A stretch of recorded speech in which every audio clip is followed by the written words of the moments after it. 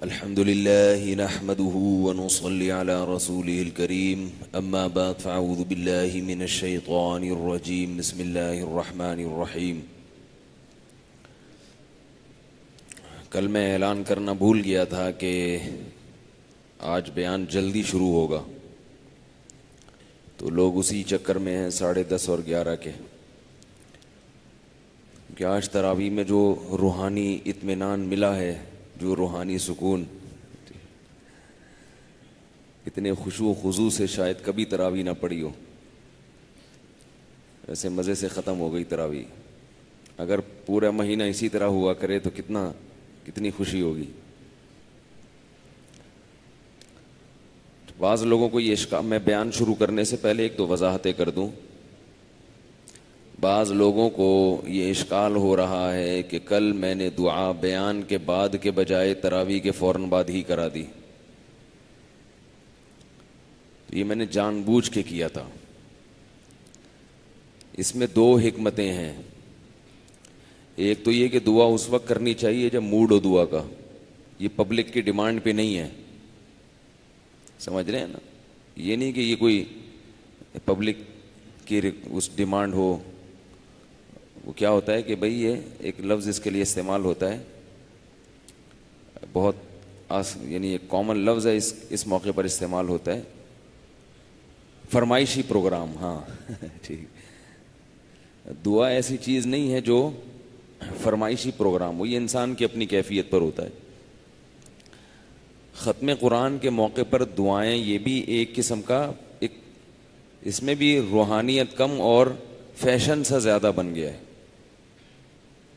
میں ایک دفعہ ایک مسجد میں گیا ختم قرآن کے موقع پر، تو وہاں امام صاحب نے پہلے سے اشتہار لگوایا ہوا تھا کہ ہمارے ہاں رو رو کے دعائیں مانگی جائیں گی ختم قرآن کے موقع پر۔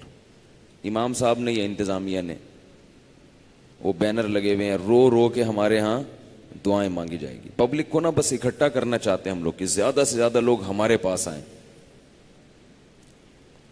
تو میں نے کہا کہ اگر امام صاحب کو رونا نہیں آیا تو کیا ہوگا؟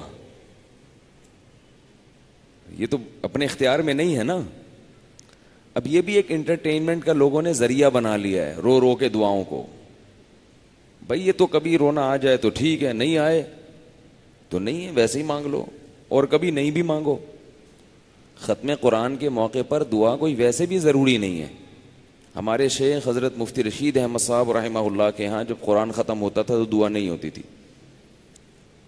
بس ادھر وطر کا سلام پھیرا، حضرت اٹھ کے چلے جاتے تھے اور کہتے تھے جس نے مانگنی ہے مانگ لے، نہیں تو گھر جا کے مانگ لے۔ وہ تو بالکل ہی نہیں مانگتے تھے۔ اس کی وجہ یہ نہیں کہ دعا ثابت نہیں ہے، اسلاف سے یہ دعا ثابت ہے، صحابہ کرام سے، کہ جب وہ قرآن ختم ہوتا تھا تو وہ دعا مانگتے تھے۔ ظاہر ہے باقاعدہ اجتماعی دعا ہوتی تھی۔ لیکن کسی بھی چیز میں جب ایک چیز فیشن بن جاتی ہے، رسم بن جاتی ہے، تو اس میں روح ختم ہو جاتی ہے، روح ختم ہو جاتی۔ میں نے بھی جب میں یہاں امامت کے لیے آیا تو 1-2 سال مانگی، پھر 2 سال ناغہ کیا دعا کا، کیونکہ 1-2 سال ذرا تگڑی دعا ہو گئی تھی، خوب رونا دھونا۔ تو اب کیا ہے کہ لوگوں کے فون آنے شروع ہو گئے، حضرت دعا کب ہو رہی ہے؟ میں نے کہا یہ مزے لینے لگے ہیں دعا میں، یہ کیا کرنے لگے ہیں؟ مزے لینے لگے ہیں۔ تو میں نے ایک ایسے مولوی صاحب سے دعا کروائی جن کو رونے کے علاوہ سب کچھ آتا تھا، ٹھیک ہے نا؟ مجھے پتا تھا ان کو رونا نہیں آئے گا۔ مجھے اپنے بارے میں یہ تھا کہ میں مانگوں گا تو مجھ پر کہیں رقت طاری نہ ہو جائے، تو میں نے ان سے الگ سے زبردستی دعا کروائی۔ مجھے پتا تھا یہ نہیں روئیں گے، اور وہ نہیں روئے، انہوں نے ایسے سادہ دعا۔ تو پھر لوگوں کے میسج آئے، خواتین کے فون آئے، یہ کیسی پھیکی دعا، مزہ ہی نہیں آیا۔ تو بھائی مزے کا کیا کرنا ہے؟ اللہ کے بندو، اللہ سے دعا مانگو، رونا آ جائے ٹھیک ہے، نہیں آئے تو مانگ لو۔ اللہ تو دلوں کو دیکھتا ہے نا، ہمارے دلوں کو دیکھتا ہے۔ تو اور یہ بھی یاد رکھو، رونا اس کی علامت نہیں ہے کہ یہ کوئی بہت پہنچے ہوئے بزرگ ہیں، اس کی علامت بھی نہیں ہے۔ لوگ جو رو رہا ہوتا ہے نا اس کو سمجھتے ہیں بہت پہنچے ہوئے حضرت ہیں۔ اب آپ لوگ کو مجھ سے عقیدت ہو نہ ہو، کل دعا میں ہو گئی ہوگی، ٹھیک ہے نا؟ ویسے میرے خلاف بولتے رہتے ہیں, 4 شادیوں پہ بیان کرتے ہیں, یہ کیسی باتیں ہیں. رمضان میں ایک خاتون کا میسج آیا, رمضان میں تو چھوڑ دیں اس قسم کی باتیں. میسج آیا باقاعدہ, رمضان میں تو لوگوں کے دلوں کو نرم کرنا ہے, گھروں میں لڑوانے کی باتیں کرتے ہو رمضان میں, ہے بھائی. میسج آیا خاتون کا. تو لیکن اگر کوئی امام رو لے, آنسو ٹپک جائیں, لوگ کہتے ہیں یہ پہنچے ہوئے بزرگ ہیں. بھائی رونا اگر اس کی علامت ہوتی کہ یہ پہنچے ہوئے بزرگ ہیں تو ساری خواتین پہنچی ہوئی بزرگ ہوتی, کیونکہ خواتین زیادہ روتی ہیں, مرد کم روتے ہیں. ان کو رونا جلدی آتا ہے, خواتین کو رونا جلدی آتا ہے. تو رونا جو ہے نا یہ تو دل کی نرمی سے ہو جاتا ہے بعض دفعہ. تو اصل جو چیز ہے, میں یہ نہیں کہہ رہا رونے کی فضیلت نہیں ہے. اللہ نے قرآن میں جگہ جگہ نیک بندوں کی صفات بیان کی کہ جب وہ تلاوت کرتے ہیں تو ان کی آنکھوں سے آنسو جاری ہو جاتے ہیں. وَإِذَا سَمِعُوا مَا أُنزِلَ إِلَى الرَّسُولِ تَرَىٰ أَعْيُنَهُمْ تَفِيضُ مِنَ الدَّمْعِ. اللہ نے بتایا کہ بعض کافروں کے بارے میں کہ جب وہ قرآن سنتے ہیں تو ان کی آنکھیں بہنے لگتی ہیں. کل میں نے واقعہ سنایا تھا نا نجاشی کا بھی. تو رونا ایک اس کی علامت تو ہے کہ دل پہ اثر ہو رہا ہے, مگر یہ کرائٹیریا نہیں ہے. اس کو اصطلاح میں کہا جاتا ہے محمود ہے, مقصود نہیں ہے, مطلوب نہیں ہے. پسندیدہ چیز ہے, پسندیدہ صفت ہے, لیکن یہ مقصود نہیں ہے. اگر آپ روتے نہیں ہیں لیکن شریعت کو فالو کر رہے ہیں, آپ کا مقام اللہ کے ہاں زیادہ ہے, چاہے ایک دفعہ بھی نہ روئیں پوری زندگی میں. اور اگر آپ روتے رہتے ہیں اللہ کی محبت میں, دعاؤں میں, ہاں ہو ہی ہاں چیخو پکار لگا ہوا ہے, ناک رگڑ رہے ہیں سجدوں میں, رو رو کے پاگل ہو گئے, مگر گناہ نہیں چھوڑتے, تو یہ رونا مقبول نہیں. ہم جب اسکول میں پڑھا کرتے تھے تو میرا کلاس فیلو ایک قادیانی تھا, قادیانی ایک کلاس فیلو تھا. اس نے مجھے بتایا کہ ہم جو ہیں, ہماری جو ختم قرآن جب ہوتا ہے نا تراویح میں, تو وہ ہم لوگ 2-2 3-3 گھنٹے رو رو کے دعائیں مانگی جاتی ہیں. اس نے مجھے بتایا کہ ہمارے ہاں ختم قرآن میں دعا 2-2 3-3 گھنٹے رو رو کے مانگی جاتی ہیں. میں نے کہا بخشش پھر بھی نہیں ہوگی تم لوگوں کی. میں نے کہا 2 گھنٹے کے بجائے 4 گھنٹے رو لو, بخشش نہیں ہوگی. کہہ رہے کیوں نہیں ہوگی؟ میں نے کہا اس لیے کہ محمد صلی اللہ علیہ وسلم کی نبوت پہ ڈاکہ مارا ہے. کیا کیا ہے؟ نبی. اللہ کہے گا اتنا میرے غم میں رو رہا ہے تو ایک جھوٹے نبی کو نبی کیوں مان لیا, ایک جھوٹے نبی کو نبی کیوں مان لیا؟ کہہ رہے کہاں ہیں جھوٹے وہ. ٹھیک ہے, اس کے لیے بیٹھ جاتے ہیں ہم, بیٹھنے کے لیے تیار نہیں ہوتے. اسی تو مرزا غلام احمد قادیانی کی نبوت کے جھوٹا ہونا تو اتنا واضح ہو گیا ہے کہ اب تو علماء اس پہ بات ہی نہیں کرتے کہ وہ نبی تھا یا نہیں, اب تو کہتے ہیں وہ شریف انسان تھا یا نہیں تھا. بات اس پہ ہوتی ہے قادیانیوں سے کہ وہ شریف انسان تھا یا نہیں تھا.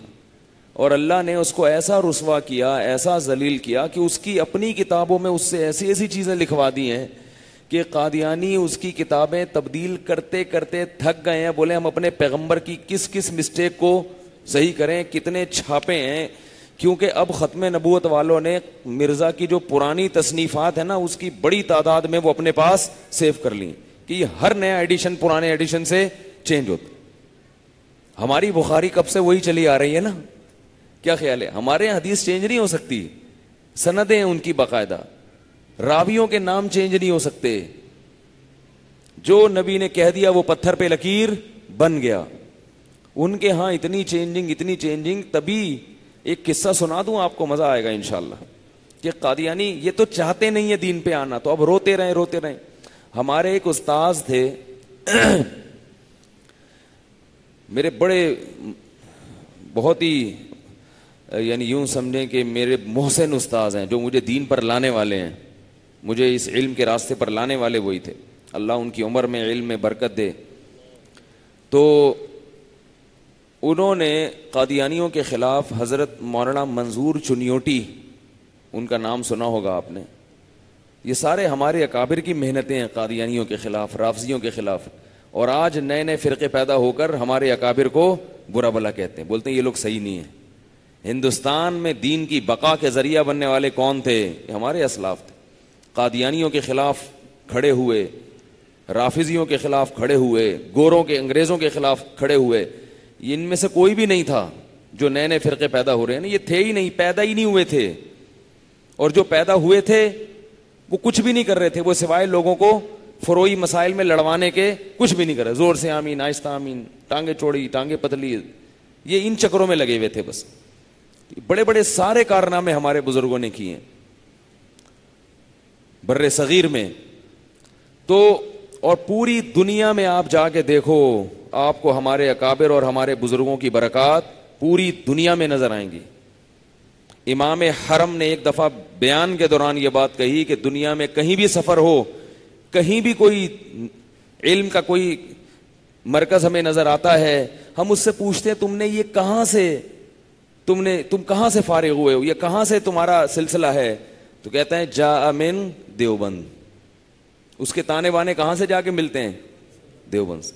میں برما میں گیا, وہاں جتنے مسلمان, ان کے کوئی استاد, بھائی ہر مسلمان کا کوئی لنک ہوتا ہے نا کسی سے, تو وہ لنک ہے کس مولوی صاحب سے, کسی عالم سے, اس عالم کا لنک, تانے بانے کہاں جا کے ملیں گے؟ تو بر صغیر میں اور دنیا کے بہت بڑے حصے میں اللہ نے بہت بڑا کام لیا ہے. اس لیے میں یہ نہیں کہہ رہا, میں دوسروں کی نفی نہیں کر رہا کہ ان کے علاوہ باقی سارے غلط ہیں, میں یہ اس پالیسی کا میں قائل نہیں ہوں.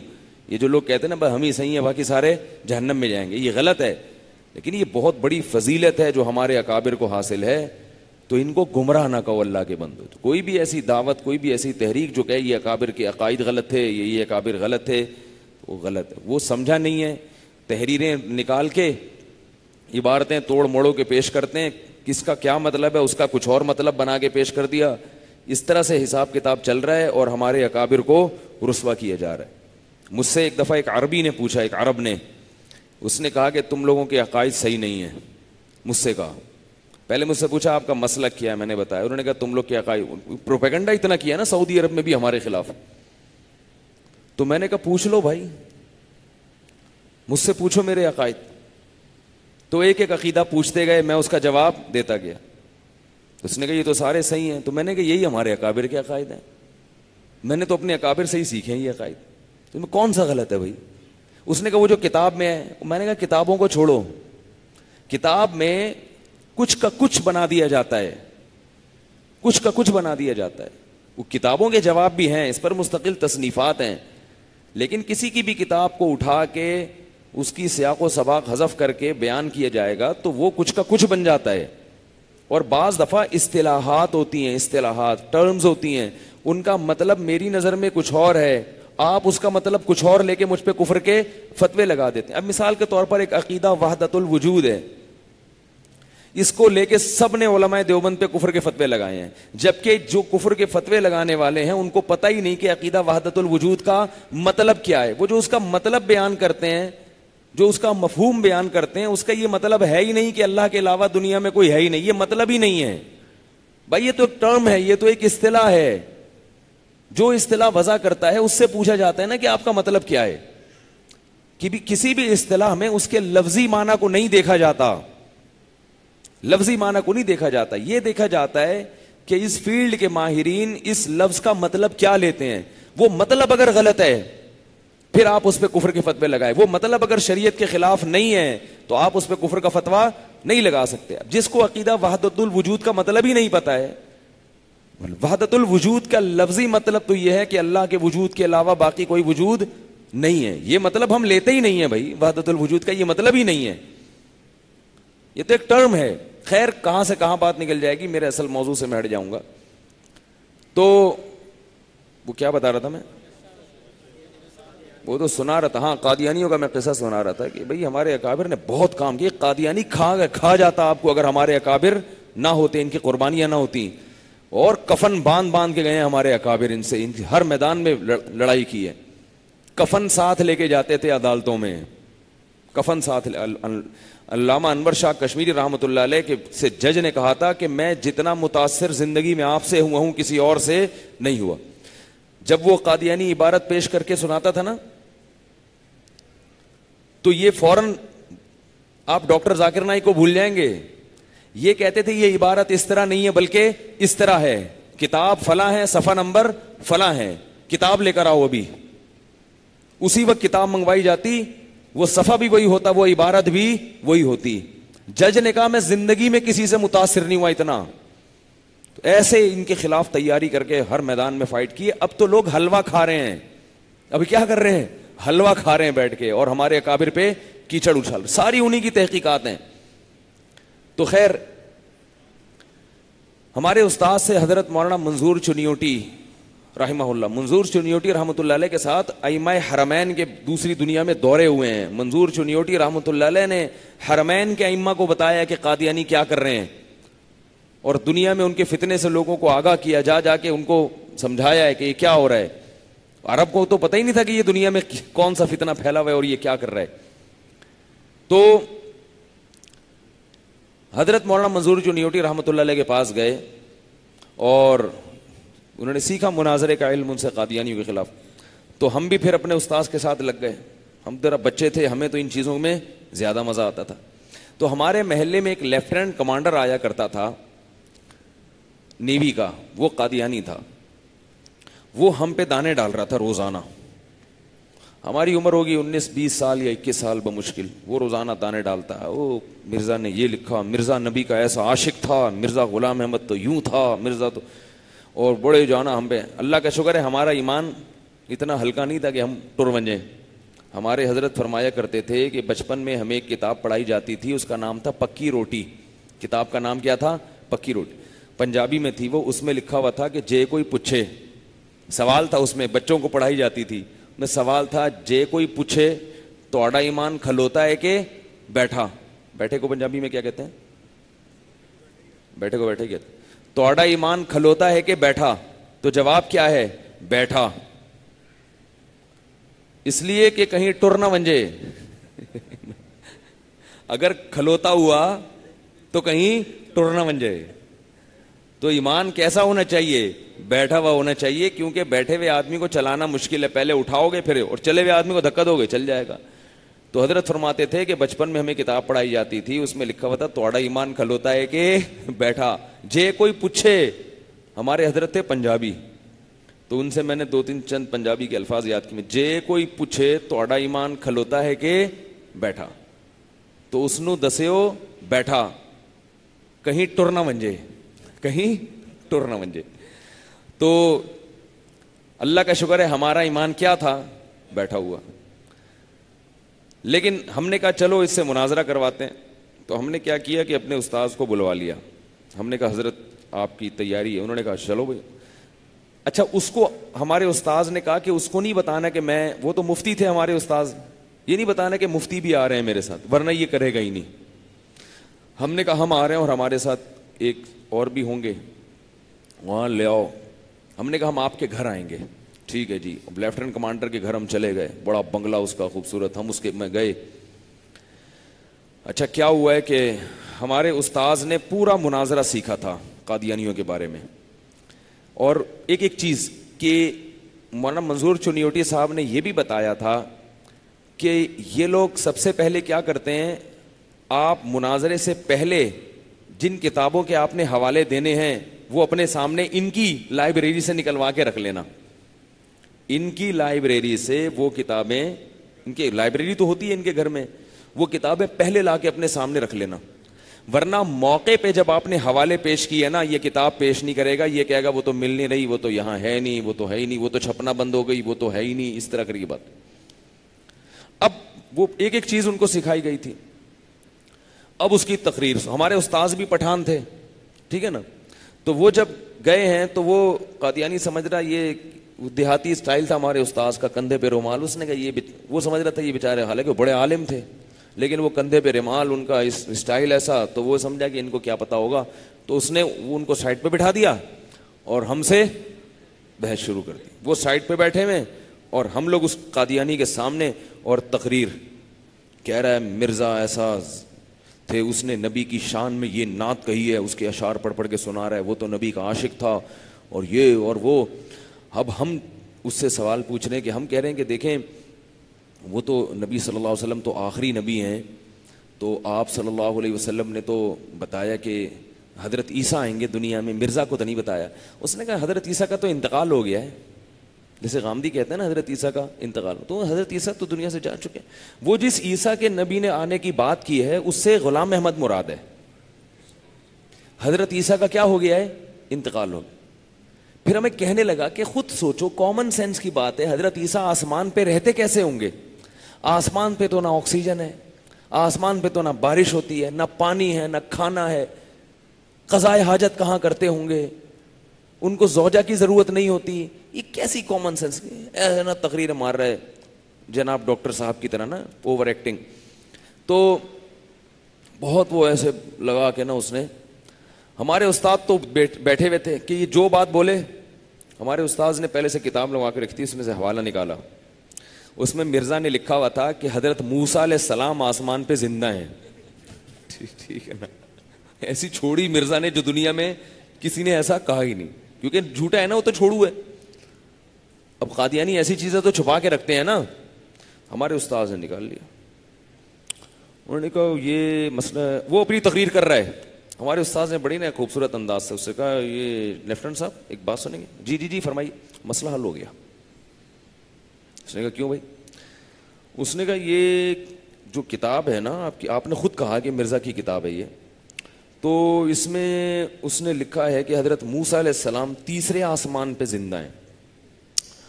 تو یہ جو مسئلہ تھا کہ عیسیٰ علیہ السلام کھاتے کہاں سے ہیں, تو بھائی جس ہوٹل سے حضرت موسیٰ علیہ السلام کا ناشتہ آتا ہوگا, کھانا آتا ہوگا, وہیں سے حضرت عیسیٰ علیہ السلام کا بھی آ جاتا ہوگا.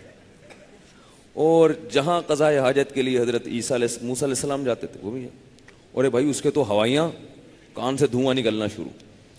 اور وہ نا, اچھا میں بات یہ کر رہا تھا, حضرت عیسیٰ کے موضوع کو چھوڑو, کوئی دوسری بات کرتے ہیں. پھر وہ شروع خود ہی دوسرے موضوع پر آیا, اس میں اس نے کوئی دعویٰ کیا. تو ہم نے ایک دلیل پیش کی, کچھ ہمیں بھی دے کر گئے تھے نا مواد, تو ہم نے دلیل پیش کی کہ بھائی مرزا نے یہ پیش گوئی کی تھی اور قسم اٹھا کے کی تھی, مگر مرزا کی یہ پیش گوئی پوری نہیں ہوئی, آپ کی کتابوں میں لکھا ہے.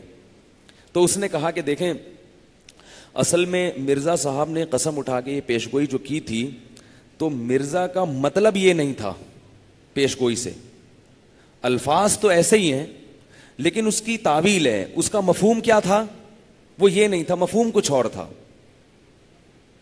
تو ہم نے کہا قسم اٹھا کے ایک بات وہ کہہ رہا ہے اتنے جزم کے ساتھ کہ فلاں تاریخ میں یہ لازمی ہوگا اور فلاں تاریخ میں یہ کام, پوری دنیا کہہ رہی ہے, آپ بھی کہہ رہے ہو نہیں ہوا, تو اس کا دوسرا مطلب کیا؟ اتنا گھوم پھرا کے دوسرا مطلب نکالا نا اس نے. ہم نے کہا یہ دوسرا مطلب کہاں سے؟ کہہ رہے نہیں اصل میں, ہم نے کہا بھائی قسم اٹھا کے کہہ رہا ہے وہ, تو انہوں نے کہا قسم اٹھا کے بھی بولے بھائی, مقصد اس کا یہ تھا. تو ہمارے استاذ نے کہا اس کی مرزا کی عبارت نکالی کہ مرزا نے لکھا جب کوئی شخص قسم اٹھا کے کوئی بات کہے تو اس بات کا کوئی دوسرا مطلب نہیں لیا جا سکتا, تعویل اس میں نہیں کی جا سکتی, اس کا وہی مفہوم ہوگا جو سمجھ میں آ رہا ہے. اب 5-6 جب اس طرح کے چھکے چوکے ہمارے استاذ نے فوراً لگا دیا نا, یہ دیکھو یہ کیا, اب وہ تو دھواں نکلنا شروع اس کے. تو اچھا وہ پوری ایک ریکارڈ کر رہا ہے مناظرہ, کیونکہ ان کو اس مناظرے کے پیسے ملتے ہیں, یہ لندن جاتے ہیں یہ کیسٹیں ان کی کہ میں نے 6 لڑکوں کو بٹھایا, ویڈیو بن رہی تھی چپکے سے, ہمیں پتا بھی نہیں, ویڈیو نہیں تو کم از کم آڈیو ریکارڈنگ تو ہو ہی رہی تھی. تو اب وہ تو لینے کے دینے پڑ گئے. اب مسئلہ یہ ہوا کہ اس نے بوریا بستر کیا کیا گول, اس نے کہا ایکچولی کھانے کا ٹائم, ایکچولی یہ بھی ٹائم ہے. ہم نے کہا ہاں بیٹا یہی ہے. اس کے بعد وہ دن اور آج کا دن دوبارہ اس نے نہیں چھڑا. کیسے بدبخت ہیں دیکھو, یہ کیسے بدبخت, یہ لوگ چاہتے ہی نہیں ہیں دین پہ آنا. تو کیا بات چل رہا تھا, میں جو بات شروع کی تھی, ہاں تو میں رونے پہ بات کر رہا تھا. روتے قادیانی بھی بہت ہیں, اور ہمارے پیارے پیارے جو ہیں وہ تو بہت روتے ہیں. بس آپ بہت اچھے لوگ ہیں, لیکن تو یاد رکھو کسی کے رونے سے متاثر جب تک اس کا عمل نہ دیکھ لو. میں یہ نہیں کہہ رہا رونا بری بات ہے, اصل چیز کیا ہے, عمل میں مضبوطی. عمل میں مضبوطی کے ساتھ رونا ہو تو ٹھیک ہے. ہم لوگوں کے اعمال دل ایسے کھوکھلے ہو گئے ہیں, میں نے دیکھا ہے ختم قرآن پہ رو رو کے دعا مانگ رہے ہیں, صبح پھر فلم دیکھ رہے ہیں. یار ابے بھائی تو رات کیا کر رہا تھا؟ یعنی یہ روتے ہوئے بھی یہ نیت نہیں ہوتی گناہ چھوڑنے کی, پتہ نہیں کس بات پہ رو رہا ہے, سمجھ میں نہیں آ رہا ہوتا. تو ایک صوفی بزرگ تھے, انہوں نے ایک شعر کہا کہ پتہ نہیں یہ ایک طرفہ تماشا ہے کہ دریا بحبا بندر، دریا بحبا بندر، یعنی اللہ کی محبت میں کوئی بزرگ شعر پڑھ رہے تھے کہ ایک عجیب تماشا ہے کہ دریا جو ہے وہ بلبلے کے اندر آیا ہوا ہے. بلبلا ہوتا ہے نا وہ تو 2 منٹ میں غائب ہو جاتا ہے، تو اس بلبلے کے اندر پورا دریا تو نہیں آ سکتا. حباب کہتے ہیں کہ بلبلے کو. تو وہ شعر پڑھ رہے تھے کہ اللہ کی محبت اتنی بڑی چیز ہے اور میرے دل کے چھوٹے سے ٹکڑے میں آ گئی، چھوٹے سے ٹکڑے میں. تو یہ ایسا ہی ہے جیسے کہ دریا بلبلے کے اندر، دریا بحباب اندر. تو جو بزرگ بیٹھے ہوئے تھے بڑے محظوظ ہوئے، لیکن ایک دیہاتی ہو کر کے رونے لگا، پھوٹ پھوٹ رونے لگا. لوگوں نے کہا یار یہ کوئی، اس میں زیادہ معرفت ہے اللہ کی نا، اس کو جتنا یہ شعر سمجھ میں آیا اتنا تو کسی اور کو سمجھ میں نہیں آیا. کیوں یہ ایسا پھوٹ پھوٹ کے رو رہا ہے دریا بحباب اندر، لیکن شکل سے کوئی اتنا بڑا بزرگ لگ نہیں رہا یہ. تو اب وہ بزرگ اس کے پاس گئے، انہوں نے پوچھا کہ میرے مریدوں میں کوئی بھی اس شعر پہ اتنا گریا تاری نہیں ہوا کسی پر بھی، اور کوئی بھی اتنا نہیں رویا. تمہارے اندر اللہ کی کوئی اضافی معرفت ہے کہ تم اس کی گہرائی تک پہنچ گئے ہو. یعنی اللہ کی محبت ایک دل کے چھوٹے سے ٹکڑے میں آ جاتی ہے، ایسے جیسے دریا کس میں آ گیا، کوزے میں آ گیا، اور دریا جناب بلبلے میں آ گیا. بھائی کس بات پہ رو رہے ہو؟ نہیں، ہاں وہ بڑا متاثر. اس نے کہا میں اس پہ متاثر ہوا ہوں کہ دریا میں بہا بندر، وہ کہہ رہے تھے دریا بحبا بندر، کہہ رہے ہیں دریا میں بہا بندر. اللہ کی قدرت ہے کہ دریا میں بندر بہ رہا ہے. وہ شعر پڑھ رہے تھے دریا بحبا بندر، وہ سمجھ رہا تھا کہ دریا میں بہا بندر. ٹھیک ہے، اب اس پہ رو رہا ہے اللہ کی قدرت ہے دریا میں بہا بندر. اللہ کی تو پتہ نہیں رونا جب اچھا ہے، آپ رو کس بات پہ رہے ہیں؟ اگر پبلک کو دیکھ کے رو رہے ہیں، ماحول ایسا بنا ہوا ہے تو سب رو لیتے ہیں، وہ تو ہنستے بھی ہیں. اگر ہنسنے کا ماحول بنتا تو آپ کیا بنتے؟ اور اگر ویسے ہی رو رہے ہیں، اور اگر گناہوں کی ندامت پہ رو رہے ہیں تو یہ بڑی اچھی بات ہے، یہ مطلوب ہے. اس سے انسان کا دل نرم ہوتا ہے اور اس کو گناہوں پہ شرمندگی ہوتی ہے. نبی صلی اللہ علیہ وسلم نے فرمایا کہ جو ہے نا کوئی جہنم کی آگ جو ہے نا اس کو سمندر کا پانی نہیں بجھا سکتا، لیکن اللہ کے خوف سے نکلا ہوا ایک آنسو اس کو بجھا دیتا ہے.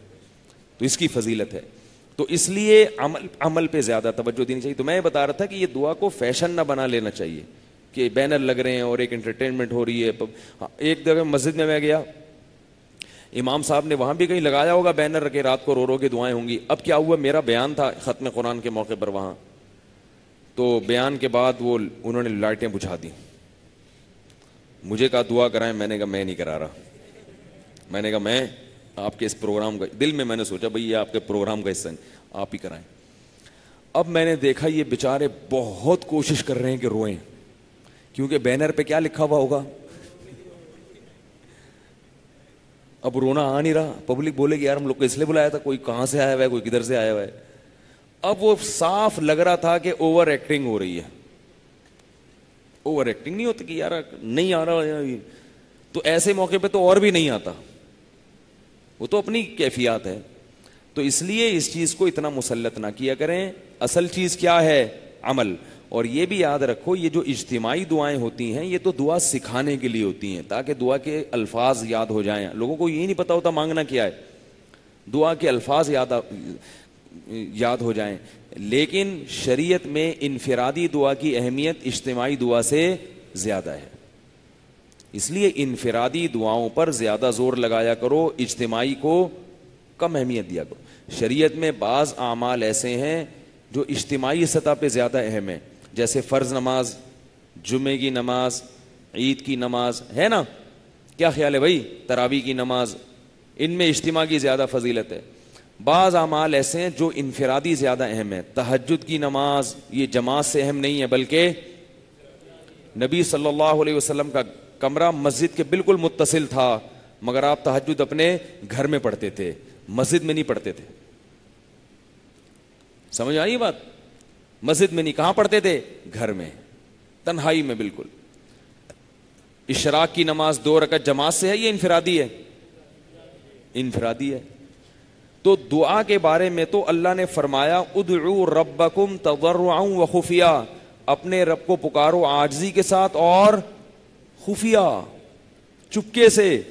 کل بتایا نا زکریا علیہ السلام نے اذ نادى ربه نداء خفیا، چپکے سے پکارا اپنے رب کو، چپکے سے. تو دعا میں جو مطلوب ہے وہ کیا ہے؟ عاجزی ہو اور چپکے سے ہو اور چیخو پکار نہ ہو. بعض لوگ کیا کرتے ہیں دعاؤں میں آج کل ایک چیخو پکار کا ماحول بن جاتا، ہاں ہو ہاں دھاڑے مار مار کے ہاں ہو. یہ صحیح نہیں ہے. منصوص ہے قرآن میں ادعوا ربکم تضرعا وخفیا. آگے فرمایا انہ لا یحب المعتدین، اللہ حد سے تجاوز کرنے والوں کو پسند نہیں کرتا. تو یہاں حد سے تجاوز کا مطلب کیا ہوا ہے؟ چیخو پکار، ہاں ہاں، باہر کے اسپیکر بھی آن اور ادھر کے اسپیکر بھی آن اور پوری دنیا ہاں ہو ایک لگا ہوا ہے. وہ جیسے ہوتا ہے نا ایک ماتم کی سی کیفیت بن جائے. یہ نہیں ہے بھائی، اس میں پسندیدہ نہیں ہے. تو اس لیے پتہ ہے آپ کو اتنا اس میں اہمیت ہے کہ امام ابو حنیفہ رحمۃ اللہ علیہ جو کہتے ہیں نا کہ آمین آہستہ کہو. فقہ حنفی میں ہے نا کہ آمین، امام کے پیچھے آمین کیا کہیں گے؟ آہستہ سے. کیوں؟ بعض حضرات جو کہتے ہیں جہرن آمین ہے وہ دلیل دیتے ہیں کہ رسول اللہ صلی اللہ علیہ وسلم سے ثابت ہے کہ آپ نے زور سے آمین کہی ہے. یہ صحیح حدیث ہے، بالکل بالکل صحیح حدیث ہے کہ آپ صلی اللہ علیہ وسلم نے زور سے آمین کہی. امام حنیفہ پھر زور سے کے قائل کیوں نہیں ہے؟ امام صاحب سب سے پہلے کس کو لیتے ہیں؟ قرآن کو. وہ کہتے ہیں قرآن مجید میں آتا ہے کہ اپنے رب کو پکارو آہستہ سے. اور آمین کیا ہے؟ دعا ہے. آمین کا مطلب ہے اللہ اس دعا کو قبول کر لے. یہ بھی تو دعا ہے نا. تو اس لیے کیسے مانگی جائے گی؟ آہستہ. رہا یہ کہ نبی نے کیوں زور سے، نبی سے پابندی ہمیشہ زور سے مانگنا ثابت نہیں. وہ کہتے ہیں ایک حدیث میں آئے نا زور سے مانگی، تو وہ نبی نے تعلیم کے لیے، تاکہ پتہ چل جائے کہ جیسے کہ نبی صلی اللہ علیہ وسلم نے ظہر کی نماز میں چند آیتیں جہرن تلاوت کی آپ صلی اللہ علیہ وسلم نے. حالانکہ ظہر میں تلاوت آہستہ ہے، زور سے، لیکن آپ نے کی ہے تاکہ پیچھے لوگوں کو پتہ چل جائے کہ کیا پڑھ رہا ہوں میں. نماز میں تلاوت بھی ہوتی ہے. نبی کے بعد اب کسی کو اس کی اجازت کیوں نہیں ہے؟ اس لیے کہ بس سب کو پتہ چل گیا ہے، اب یہ بات پھیل گئی ہے. تو اسی طرح وہ کہتے ہیں کہ نبی صلی اللہ علیہ وسلم نے اگر ایک دو مرتبہ زور سے آمین کہہ دی، یہ سکھانے کے لیے امت کو. اصل حکم کیا ہے؟ آہستہ ہے. تو آہستہ آمین پر بھی روایتیں ہیں. تو اتنی اہمیت ہے اس کی کہ دعا کیسی ہونی چاہیے؟ آہستہ ہونی چاہیے اور چپکے سے ہونی چاہیے. تو اس لیے آپ لوگ بھی معمول بنائیں اس کا، رات کی تنہائیوں میں اللہ سے اٹھ کے دعا مانگنے کا معمول بنائیں. اس دعا کی اگر عادت پڑ گئی تو مزے ہی مزے ہیں. پھر جسے پنجابی میں کہتے ہیں موجاں ہی موجاں. کیونکہ جس کو دعا کی کثرت کی عادت پڑ جائے نا، اس کا بس بیڑا پار ہو گیا، سمجھو وہ بیڑا پار ہو. کیونکہ اللہ کے سامنے گڑ گڑانے کا اتنا فائدہ ہے کہ وہ ہو ہی نہیں سکتا کہ اللہ اس کو نہ دیں، کہ ہو نہیں سکتا. اور اللہ نے ایک اصول بنایا ہے کہ جو مانگ رہے وہ نہیں دیا تو کچھ اور دے دوں گا. تو پھر تو موجہ ہی موجہ ہے کہ نہیں ہے. لیکن ان لوگوں کے لیے جن کو اللہ پر ایمان ہے. حدیث میں آتا ہے رسول اللہ صلی اللہ علیہ وسلم نے فرمایا اللہ اپنے بندے کی دعا اس وقت تک قبول کرتے ہیں جب تک کہ وہ مانگتے مانگتے تھک نہیں جاتا. اور تھکنے کا کیا مطلب؟ یعنی وہ یوں نہیں کہتا کہ میں مانگ رہا ہوں اور قبول نہیں ہو رہی. جب یہ کہتا تو پھر نہیں ہوتی. جب تک یہ نہیں کہتا تو ساری قبول ہو رہی ہوتی ہیں، لیکن اس کو نظر نہیں آ رہی ہوتی، نظر نہیں آ رہی ہوتی. اب آپ اپنے بیٹے کی شفا کے لیے دعا مانگ رہے ہیں، اللہ اس بچے کو ٹھیک کر دے، اللہ اس بچے کو ٹھیک کر دے. بچہ ٹھیک نہیں ہو رہا، اب آپ مایوس ہو رہے ہیں. حالانکہ ہو کیا رہا ہے؟ دوسرے بچے پر بیماری آنے والی تھی، اللہ نے وہ آپ کی دعا سے پہلے ہی ٹال دی. وہ تو نظر نہیں آ رہی نا آپ کو. وہ آپ کہیں گے دعا تو قبول نہیں ہو رہی. اللہ کے نبی نے فرمایا ہو رہی ہوتی ہیں، اور یہ نالائق کہتا ہے نہیں ہو رہی. جب یہ کہتا ہے نہیں ہو رہی، اللہ کہتا ہے جاؤ، اب نہیں ہو رہی، جاؤ. اب تم کہہ رہے تھے نا نہیں ہو رہی، جاؤ. جب تمہارا میرے بارے میں یہ خیال ہے کہ میں قبول نہیں کرتا تو نہیں کروں گا. ایک بزرگ کا واقعہ بیان کیا جاتا ہے کتابوں میں، واللہ عالم مستند ہے یا نہیں ہے، لیکن اس سے جو سبق ملتا ہے وہ سبق بہرحال صحیح ہے. کہ وہ حج کرنے جاتے تھے، جب بھی حج سے فارغ ہوتے دعائیں بھی مانگتے اللہ قبول کر لے، تو غیبی آواز آتی کہ قبول نہیں ہوا، یا خواب میں آتا ان کو کہ قبول نہیں ہوا. پھر جاتے حج کرنے. ایسے کئی حج کیے، ہر دفعہ جواب ملتا نہیں ہوا. تو انہوں نے اپنے کسی مرید کو بتایا. انہوں نے کہا حضرت پھر حج کیوں کرتے ہیں جب بار بار؟ انہوں نے کہا میں اس کے علاوہ اور کیا کروں بھائی، میرے بس میں جو ہے وہ میں تو کروں گا نا. وہ اللہ کی قدرت نہیں قبول کر رہا، لیکن میں تو اب اس کے علاوہ کچھ نہیں کر سکتا بھائی. یہ تو نہیں کہ اللہ کے در کو چھوڑ کے اگر اللہ کسی کی دعا قبول نہیں کر رہا تو کیا مندر میں جائیں ہم؟ بھگوان یعنی جو بت ہیں ان کے پاس جائیں, بولیں یار وہ تو مان نہیں رہا, تو کر دے, تو یہ کہاں سے کرے گا؟ کل میں نے بیان کیا تھا نا, اگر اسلام کسی کے سمجھ میں نہیں آ رہا تو کیا عیسائیت سمجھ میں آ رہی ہے, کہ یہودیت سمجھ میں آ رہی ہے؟ بھائی ہمارے پاس تو کیا ہے, یہی ہے, یہی قرآن ہے. ہم اسی کو سمجھ میں نہیں آ رہا تو یہ ہماری عقل کا فالٹ ہے, عقل کا فالٹ ہے. لیکن اتنے بڑے فالٹ ہم نہیں پیدا کر سکتے کہ اسلام سمجھ میں نہیں آ رہا اور ہندو مذہب آ جائے ہماری سمجھ میں, عیسائیت سمجھ. اتنے بڑے پاگل نہیں ہے بھائی. ساری باتیں تو کسی کی بھی پوری سمجھ میں نہیں آتی بھائی. دنیا میں کوئی بندہ ایسا ہے جو آج تک پورا سمجھ میں آ جاؤ, کوئی بھی ایسا نہیں ہے. یہاں بہت سے ایسے لوگ ہیں جو مجھے سمجھتا ہوں یار یہ کافی سمجھ گیا ہوں اس کو میں.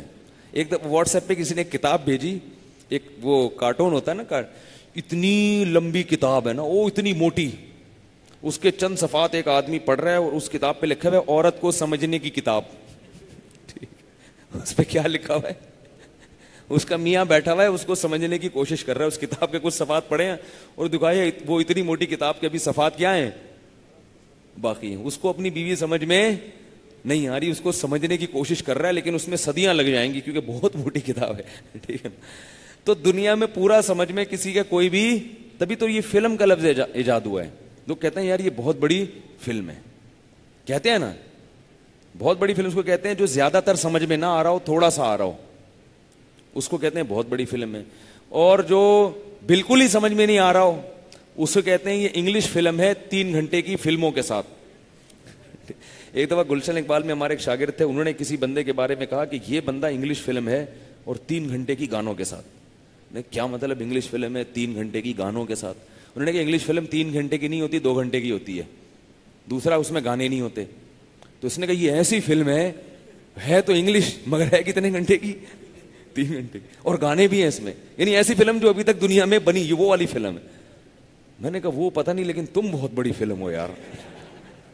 اس کا تو مجھے نہیں پتا کہ وہ ہے یا نہیں ہے, لیکن تم جو یہ اصطلاح لے کر آئے ہو مارکیٹ میں, اس سے پتا چل رہا ہے کہ تم بھی کوئی چھوٹی فلم نہیں ہو. تو پورا سمجھ میں کون آتا ہے؟ عقل تھوڑی ہے, کسی کی سمجھ میں کچھ آتا ہے, کسی کے نہیں آتا. تو ہر اشکال کا جواب بھی سمجھ میں نہیں آتا بھائی. تو کیا کہہ رہا تھا میں, کہاں چھوڑ کے, ہاں اللہ سے دعا مانگو. اگر وہ نہیں قبول ہو رہی تو کیا کہاں جائیں ہم؟ کیا مندر جائیں, کیا چرچ جائیں؟ نہیں بھائی, یہی ہے اللہ ہمارے پاس تو تیرے علاوہ کوئی آپشن نہیں ہے. تو قبول کرے گا تو بھی, نہیں کرے گا پھر بھی ادھر آئیں گے. حدیث میں دعا ہے لا ملجا ولا منجا منک الا الیک, کیسی پیاری دعا. فرمائے اے اللہ تجھ سے بھاگنے کا راستہ بھی ہمارے پاس تیری ہی طرف ہے. یعنی اگر ہم تجھ سے بھاگنا بھی چاہیں تو بھاگ کے آئیں گے کہاں؟ تیری ہی طرف آئیں گے کہ تو ہی بچا لے اپنے عذاب سے. جب آپ پر کوئی مسلط ہو اور سزا دینا چاہے تو اس سے بھاگ کے کہیں اور جاتے ہو یا اس کے پاس آتے ہو؟ اس کے پاس تو کبھی بھی نہیں آؤ گے. ایک بندہ بندوق تان کے کھڑا ہوا ہے مارنے کے لیے, تو اس کے پاس تھوڑی آؤ گے, آپ وہاں سے بھاگو گے. لیکن اللہ اگر آپ کو مارنے کے لیے تیار ہیں تو آپ اللہ سے بچ کے کہیں نہیں جا سکتے. پھر آپ اللہ ہی کے پاس آؤ گے, اللہ بس تو ہی بچا لے, اللہ ہی کے پاؤں میں گر جاؤ گے. وہ کسی نے حضرت موسیٰ علیہ السلام سے پوچھا نا, واللہ عالم یہ واقعہ کتابوں میں لکھا ہے, سند ہے نہیں ہے, لیکن اس واقعے کا جو مفہوم ہے وہ بہرحال صحیح ہے کہ موسیٰ علیہ السلام سے کسی نے پوچھا کہ اگر یہ دنیا کے جتنے حوادث ہیں یہ تیر ہوں اور اس تیر کا چلانے والا اللہ ہو تو ان تیروں سے کیسے بچ سکتے ہیں؟ بھئی ایک تیر انداز آپ کی طرف تیر لے کے کھڑا ہوا ہے, تو بچنے کا طریقہ کیا؟ بھاگ جاؤ وہاں سے, نیچے ہو جاؤ, جب وہ تیر پھینکے آڑ میں آ جاؤ.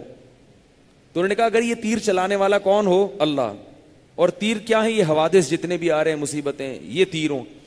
تو موسیٰ علیہ السلام سے پوچھا کہ پھر تیر سے بچنے کا طریقہ کیا ہے؟ انہوں نے کہا ایک ہی طریقہ ہے, تیر چلانے والے سے دوستی کر لو, اس کے علاوہ آپ کے پاس بچنے کا کوئی آپشن نہیں. تو یہی ہو سکتا ہے بھائی. تو اگر قبول نہیں ہو رہی تو بھی کس کے پاس جانا ہے؟ اللہ, اور اللہ سے یہی کہنا ہے. اور اسی بنیاد پر اللہ دعائیں قبول کرتے ہیں کہ یہ کسی اور کے در پہ نہیں جاتا. باقی اللہ آزماتے ہیں. اگر اللہ ایسے قبول کرنا شروع کر دے نا, ادھر آئے آپ نے کہا اللہ میری بیوی کو نیک فرما بردار بنا دے, ادھر گئے بیوی چائے لے کے کھڑی ہوئی آپ کے ٹرے میں, یہ لیں, پھر شربت لا رہی ہے. ایسا اگر گھروں میں نظام ہو جائے, خدا کی قسم کیا انسان کی زندگی بن جائے. اور پھر آپ لیٹے تو پاؤں دبا رہی ہے, آپ کہہ رہے نہیں بیگم یہ تکلف نہیں, یہ تو میرا فرض بنتا ہے, آپ میرے سر کے تاج ہیں. آپ ہی تو ہیں جو اس گھر کا کرایہ بھی دیتے ہیں, گیس بجلی کا بل بھی دیتے ہیں, کما کے لاتے ہیں, چاہیے نا, اگرچہ ٹائم پہ نہیں لاتے کوئی بات نہیں, لا تو دیتے ہیں نا, کھلا تو دیتے. تو اب آپ کیا ہوگا, آپ بولے یار تو فوراً قبول ہو گئی, یہ تو وہی ہو جائے گا. ایک لطیفہ ہے اگر آپ اجازت دیں, وہ ایک ڈاکٹروں نے دوا ایجاد کی, سائنسدانوں نے. بچے نا اس ملک میں بدتمیز پیدا ہو رہے تھے, بہت تربیت کا نظام تھا, تو انہوں نے کہا یار ہم کوئی ایسی دوا ایجاد کرتے ہیں کہ بچے تمیز دار پیدا ہوں. بچے کیا ہوں؟ تو سائنسدانوں نے کیپسول ایک حاملہ عورت کو کھلایا, بڑا اچھا تجربہ, بچہ پیدا ہوتے ہی آداب. ہم لوگ یہی چاہتے ہیں کہ کیا ہو کہ ایسی دعا قبول ہو کہ بچے, یا اللہ میرے بچے ٹھیک ہو جائیں, بچے فوراً گھر میں داخل ہوتے ہی آداب. تو یہ تو بھائی کیپسول سے ہوگا, ایسا کوئی دوا ایجاد کر لیں. اب سائنسدانوں نے کیا کیا, انہوں نے بولا یار تو بڑا زبردست تجربہ ہوا ہے. ایک خاتون کو 1 درجن کیپسول کھلا دیے انہوں نے. کیا کیا؟ 1 درجن کیپسول کھلا دیے کہ یار دیکھیں جب اتنا تمیزدار بچہ 1 کیپسول سے پیدا ہوا ہے, 1 درجن سے کیا ہوگا. اب بچے کی ولادت ہی نہیں ہو رہی, پیدا ہی نہیں ہو رہا, بڑے پریشان, یار یہ کوئی ریئیکشن تو نہیں ہو گیا. کہ الٹرا ساؤنڈ کیا, پتا چلا کہ جڑواں بچے ہیں, ہر ایک دوسرے سے کہہ رہے پہلے آپ, وہ کہہ رہے نہیں پہلے آپ. 6 مہینے ہو گئے, وہ کہہ رہے پہلے آپ, کہہ رہے نہیں سر پہلے آپ. تو ایسی تمیز اگر چاہیے تو وہ تو بھائی وہ اسی سائنسدان سے رابطہ کرنا پڑے گا آپ کو. تو ہم لوگ بھی یہ چاہتے ہیں کہ ادھر دعا مانگی اللہ میرے بچوں کو نیک بنا دے اور بچے اتنے تمیزدار ہو جائیں. تو ایسے تھوڑی ہوتا ہے, اللہ آزماتے ہیں. یعقوب علیہ السلام کب سے دعائیں مانگ رہے تھے, تو اللہ نے کب قبول کی. تو پھر ہم اگر اس طرح سے حساب کتاب شروع ہو جائے نا, تو نتیجہ یہ نکلے گا پھر کافر بھی سارے مسلمان ہو جائیں گے. وہ بھی سب کچھ چھوڑ چھاڑ کے مسجدوں میں آئیں گے, بولیں گے بھائی ادھر مانگو ادھر قبول, ادھر مانگو ادھر قبول. غیب کا جو پردہ ہے وہ ہٹ جائے گا. اور یہ یاد رکھو, بعض دفعہ اللہ فوراً قبول کر بھی لیتے ہیں, دکھا بھی دیتے ہیں. میں نے اپنی دادی سے سنا خود براہ راست, اللہ تعالیٰ میری دادی کی مغفرت فرمائے, وہ حضرت مولانا عبد الرحیم رائے پوری رحمۃ اللہ علیہ سے بیعت تھیں سہارنپور میں. تو بڑے بڑے بزرگوں سے سہارنپور میں ان کا تعلق تھا. تو وہ واقعہ انہوں نے سنایا کہ وہاں سہارنپور میں جب قحط پڑتا تھا اور بارش نہیں ہوتی تھی تو ہمارے اکابر اعلان کرتے تھے نماز استسقاء کا. یعنی یہ میں نے اپنی دادی سے براہ راست سنا ہے, اور بڑی پرہیزگار تھیں وہ, تہجد اور یہ یعنی اس کی تلاوت اور یہ شوال کے 6 روزے, اور یہ بہت رمضان میں کئی دفعہ قرآن ختم کیا کرتی تھیں, بہت عبادت گزار تھیں. بس ان میں ایک چیز تھی, خبریں بہت اونچی آواز سے سنتی تھی صبح صبح, کیونکہ وہ اونچا سنتی تھیں, وہ سمجھتی تھی ساری دنیا اونچا سنتی ہے. تو خبریں نا فجر کے بعد فل والیوم میں لگا کے بیٹھ جاتی تھی. وہ اتنا شور گھر میں ہوتا تھا, ہم کہتے تھے کان پھٹنے, ہم کو ہنسی بھی آ رہی ہوتی تھی, یار یہ فجر کے بعد کیا ہو رہا ہے ہمارے گھر میں, ٹھیک ہے نا. تو انہوں نے براہ راست بتایا, انہوں نے کہا کہ ہم خلیل احمد, وہ بزرگ تھے غالباً عبد الرحیم رائے پوری رحمۃ اللہ علیہ تھے یا کون تھے, کہ نماز استسقاء کا اعلان کرتے تھے. وہ ایک دفعہ نہیں ہے, انہوں نے بتایا متعدد بار. کہہ رہی ہم لوگ, پھر عورتیں بھی جاتی تھیں, اور پہلے سے دیگ کا انتظام ہوتا تھا کہ جب بارش ہوگی تو تمبو ومبو لگا کے کیا کھائیں گے, کھانا کھائیں گے. اتنا یقین ہوتا تھا بارش کا. بتاتی تھی پھر ہم لوگ جاتے تھے, روتے تھے اللہ کے سامنے اور گڑ گڑاتے تھے سب لوگ, یعنی مرد بھی عورتیں الگ ہوتی تھیں, گڑ گڑاتے تھے. کیونکہ حدیث میں آتا ہے نا اپنے جانوروں تک کو لے کے نکلو نماز استسقاء کے لیے, سب جاؤ اور اللہ کے سامنے اپنے گناہوں سے معافی مانگو. تو بتاتی تھی کہ ابھی دعا سے فارغ ہوتے تھے اور آسمان پہ بادل آ کے تیز بارش شروع ہوتی تھی, اور اس میں ہم چاول کھا رہے ہوتے تھے, تمبو لگا ہوتا تھا, سب خوشی میں چاول کھا رہے ہوتے. تو یہ تو انہوں نے سنایا. ہمارے پڑوس میں یہاں سامنے جہاں میں ابھی رہتا ہوں, یہاں جو ابھی کارنر کا گھر ہے نا, اس میں ایک بزرگ رہتے تھے, وہ لاہور کے تھے, ابھی لاہور شفٹ ہو گئے. وہ بھی انڈیا کے تھے, انہوں نے اپنا واقعہ مجھے آنکھوں دیکھا سنایا. انہوں نے کہا کہ ہم ایک دفعہ ہندوستان میں بارش نہیں ہو رہی تھی, تو ہمارے جو اکابر تھے, بزرگ تھے, وہ نماز استسقاء کے لیے انہوں نے سب کو جمع کیا. یہ بھی میں نے ان سے براہ راست سنا ہے, اور انہوں نے اپنی آنکھوں سے دیکھا ہے, کوئی دوسرا واسطہ نہیں ہے درمیان میں. تو اگر وہ یہاں ہوتے نا 4 سال پہلے وہ لاہور شفٹ ہو گئے ہوتے تو میں آپ کو ان کی بیان میں زیارت بھی کراتا.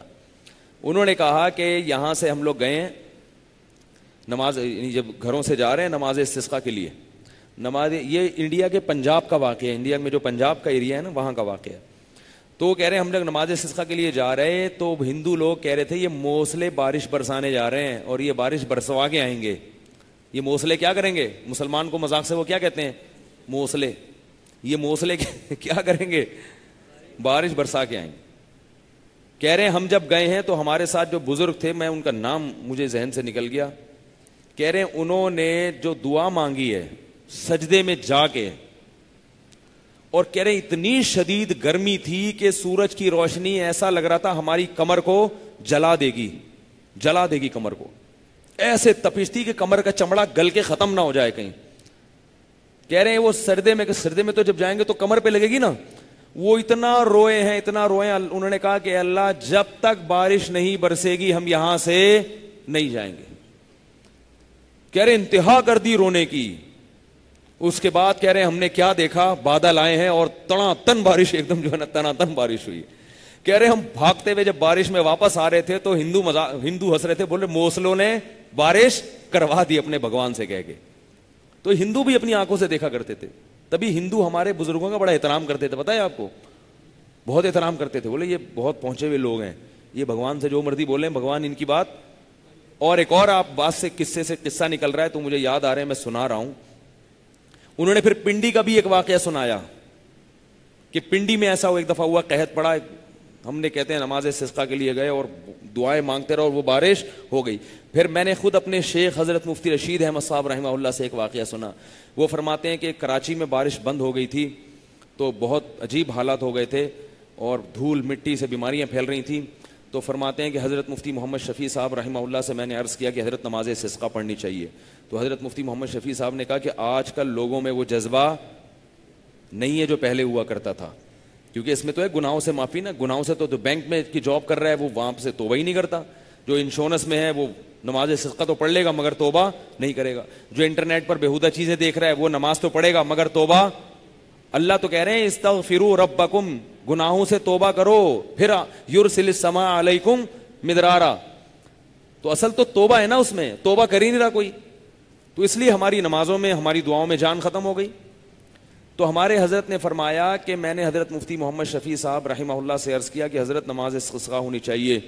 تو حضرت نے فرمایا کہ آج کل لوگوں میں وہ جذبہ نہیں ہے, اس سے پھر نتیجہ نکلتا ہے کہ جو ہے نا بدنامی ہوتی ہے, نماز ہو جاتی ہے مگر دعا بارش نہیں ہوتی. تو پبلک کہتی ہے دیکھو حدیث میں تو آتا ہے دعا نماز پڑھ کے بارش مانگو اور یہ ہو نہیں رہی. تو اس سے کیا ہوتی ہے, لوگوں کا حدیث پر اعتماد ختم ہوگا. تو ہم حضرت فرماتے ہیں کہ میں نے عرض کیا کہ حضرت یہ جو سنت ہے یہ اس کو تو ہم نہیں چھوڑ سکتے, لوگ بدگمان ہوں گے. اگرچہ استاد سے لیکن ایک دلیل دی تو استاد کی مان لی, انہوں نے کہا ٹھیک ہے پھر پڑھائیں, آپ پڑھائیں نماز. تو حضرت فرماتے ہیں کہ 2 دن پڑھائی ہے, تیسرے دن جب ہم نے پڑھائی ہے نا تو الحمدللہ بارش ہو گئی. تیسرے دن گئے ہیں تو واپسی سے پہلے بارش برس گئی. اور حضرت فرماتے ہیں میں نے حضرت مفتی محمد شفیع صاحب رحمہ اللہ سے یہ بھی عرض کیا کہ حضرت ہمارا تجربہ یہ ہے کہ جب نماز استسقاء پڑھی ہے بارش ہوئی ہے. حضرت مفتی محمد شفیع صاحب کا بھی یہی تجربہ تھا, لیکن وہ اب کی حالات دیکھ رہے تھے نا کہ یہ جو ایسی نالائق قوم پیدا ہو گئی ہے کہ مقتدی تو یہی ہوں گے نا, مقتدی تو یہی ہوں گے, لیکن اللہ نے کروا دی بارش. تو ایسے بہت واقعات ہیں.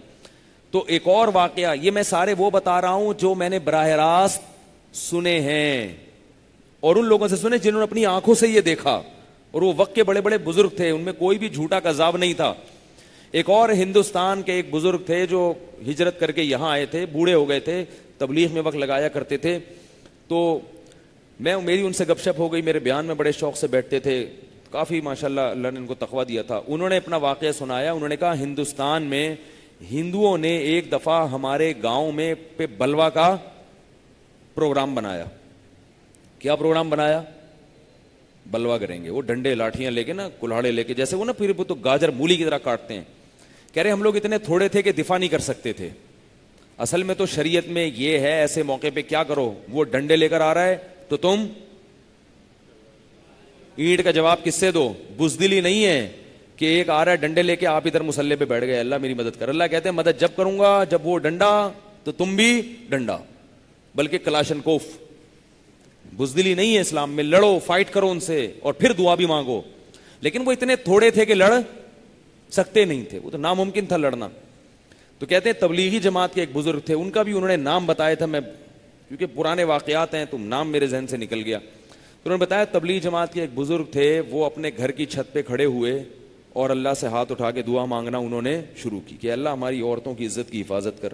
سارے ان کے بیچاروں کے عورتوں کی کبھی ناخن کسی نامحرم مرد نے نہیں دیکھا. تو دعا مانگنا شروع کیے, گڑ گڑائے ہیں گڑ گڑائے ہیں گڑ گڑائے. کہتے ہیں خدا کی قسم اپنی آنکھوں سے میں نے دیکھا ہے آسمان سے گھوڑوں پہ بیٹھے ہوئے فرشتے اترتے ہوئے انسانی شکل میں. یہ واقعہ انہوں نے ایک دفعہ نہیں کئی بار. میں نے کہا ایسا نہ ہو حضرت کبھی خواب میں ہو, نیند میں ہو, پتہ نہیں کیا پھینک کے چلے گئے ہوں. ٹھیک ہے نا. 2-3 دفعہ میں نے تصدیق کے لیے پوچھا جاگتی حالت میں. انہوں نے کہا ہاں میں نے اپنی آنکھوں سے دیکھا ہے کہ گھوڑے پر فرشتے انسانی شکل میں سفید لباس میں بیٹھے ہوئے اٹھے ہیں اور وہ ہندوؤں کی طرف بڑھے ہیں, اور ہندوؤں کے وہ فوراً وہ بلوا کیا ہوا ہے واپس ہوا. واقعات سے واقعات یاد آ رہے ہیں. ہمارے شیخ حضرت مفتی رشید احمد صاحب نے بھی ایسا واقعہ سنایا تھا ہمیں. حضرت فرماتے ہیں کہ اندرون سندھ ایک مدرسہ تھا, اس مدرسے پہ حملہ کرنے کا پروگرام بنایا رافضیوں نے. اس واقعے کے بھی بہت سارے لوگ گواہ ہوں گے, آپ بھی گواہ ہیں اس کے, دیکھو یہ بھی گواہ مل گئے. تو حضرت نے فرمایا کہ وہ مسئلہ یہ تھا کہ جب وہاں جو کچھ اسلام مخالف لوگ تھے انہوں نے اس مدرسے پر کیا کیا, ڈنڈے اور لاٹھیوں سے ارادہ کیا کہ بچوں کو قتل کر دیں گے اور یہ کر دیں گے اور وہ کر دیں گے. تو بہت بڑا لشکر لے کر وہ آ رہے تھے. حضرت فرماتے ہیں ہم نے وہاں لوگوں کو مشورہ دیا, مدرسے کے طلبا کو, کہ بھائی مقابلہ کرو ان سے, باہر نکلو. اب وہ سب ڈر رہے ہیں کہ یار یہ اتنے سارے لوگوں سے مقابلہ کیسے ہوگا. تو بہرحال کہہ رہے ہیں ہم جب نکلے, ہمارے حضرت, اب مجھے یہ یاد نہیں کہ خود اس میں شریک تھے یا اس کے گواہ تھے, تو وہ جب وہ طلبا نکلے ہیں تو کہتے ہیں ہم نے کیا دیکھا,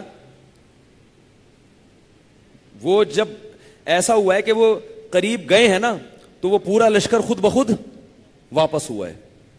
ان کو ایسا محسوس ہوا کہ یہ سامنے تھوڑے لوگ نہیں ہیں بلکہ بہت زیادہ لوگ ہیں. انہوں نے بتایا بعد میں کہ ہمیں لگ رہا تھا کہ بالکل وہ جیسے غزوہ بدر میں ہوا نا, اذ یریکہم اللہ فی منامک قلیلا. اللہ فرماتے ہیں اللہ نے صحابہ کو دشمنوں کی جماعت تھوڑی کر کے دکھائی, اور دشمنوں کو صحابہ کی جماعت وہ 313 کو اللہ نے 1000 سے زیادہ کر کے دکھا دیا.